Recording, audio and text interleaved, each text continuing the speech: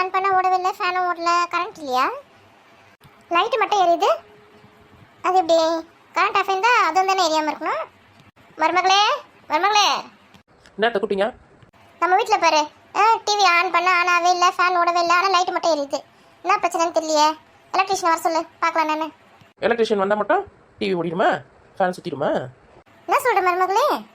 நான் தான் மாதம் தண்டத்துக்கு எதுக்கு டிவி ரீசார்ஜ் பண்ணணும்? வெட்டி அப்போ யார் டிவி பார்க்குறாங்க? நீங்கள் தான் சீரியல் பார்த்துக்கிறீங்க. அதுக்கு தான் ரீசார்ஜ் பண்ணவே இல்லை. என்னது ரீசார்ஜ் பண்ணலையா? ஏன் நான் டிவி பார்க்கறது உங்களுக்கு என்ன கஷ்டமாக போச்சு? அக்கம் பக்கத்தில் பாருங்க, எல்லாரும் ஏதோ கழனி வேலைக்கோ ஏதோ ஒரு வேலைக்கோ போய் சம்பாதிக்கிறாங்க பாருங்க. அந்த மாதிரி போய் சம்பாதிங்க. எதுக்கு உட்காந்து டிவி பார்த்து டைம் வேஸ்ட் பண்ணிக்கிங்க? எது நான் வேலைக்கு போகணுமா? ஆமாம், நீங்கள் தானே வீட்டில் தண்டமாக சும்மா இருக்கீங்க, நீங்கள் தான் போகணும். மருமகளே, நீ அளவுக்கு மீறிக்கு போகிற. இதெல்லாம் சரியில்லை. அப்போ ஃபேனை பண்ணி தான் ரிப்பேர் பண்ணி வச்சிருக்கியா? நான் ஏன் ரிப்பேர் பண்ணாத? ஒயரை கட் பண்ணிட்டேன். கரண்ட் போகாமல் அது எப்படி ஓடும்? இதுக்கு தண்டத்துக்கு கரண்ட் பில் அதுக்கு ஃபேனுக்கு வேறு. அதான். ஓஹோ, அப்படியா? சரி, என் புள்ள இருக்கானா? உள்ளதான் இருக்காரு. இப்போ எதுக்கு அவரை கூப்பிட்றீங்க? கொஞ்சம் பேசணும். எங்க உங்களை உங்கள் அம்மா கூப்பிட்றாங்க பாருங்க, வாங்க இங்க. இன்னைக்கு வரட்டும். நம்ம கூப்பிட்டீங்க? எப்பா நான் டிவி பார்க்கக்கூடாதா? எனக்காக ஃபேன் கரண்ட் பில் ஆகிட்டான், ஃபேனே ரிப்பேர் பண்ணி வச்சுட்டாங்க, டிவி ரீசார்ஜ் பண்ணி தர மட்டும் சொல்லிட்டாங்க. நான் என்ன எங்கேயாவது வேலைக்கு போகணுமா?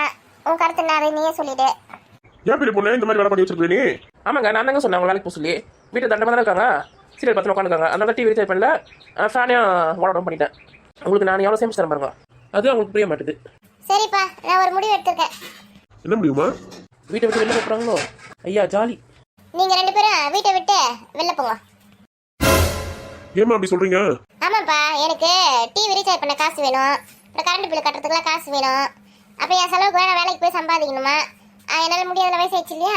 அதனால நான் இந்த வீட்டை வாடகை விட்டு எனக்கு தேவையான காசை நான் வாங்கிக்கலான்னு பார்க்குறேன். அப்போ நாங்கள் எங்கே போகிறது? அம்மா நீங்கள் வேற எங்கேயாவது வீடு பார்த்துக்கோங்கம்மா.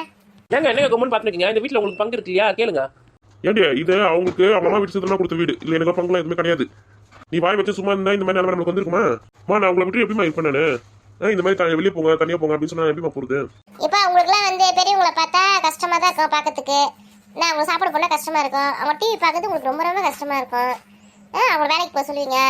எதுக்கு உங்களை வீட்டில் வச்சு இன்னும் குத்துது கூட இதுன்னு கஷ்டப்பட்டு கிடப்பானே? நீங்கள் கிளம்புங்க. நான் வீட்டை வாடகை விட்டு மேலே ரூம் இருக்குது, அதில் நான் தங்கிக்கிறேன். எனக்கு தேவையான காசு இதில் வந்துடும், நான் என் செலவெல்லாம் நான் பார்த்துக்கிறேன். கிளம்புங்க முதல்ல.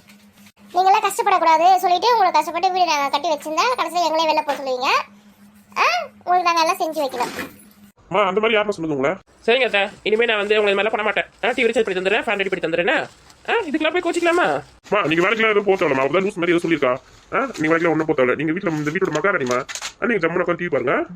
எப்படி வந்தாங்க பாரு என் வழிக்கு. நான் வேலைக்கு போனோமா, டிவி எனக்காக ரீசார்ஜ் பண்ணி தர மாட்டாங்களா?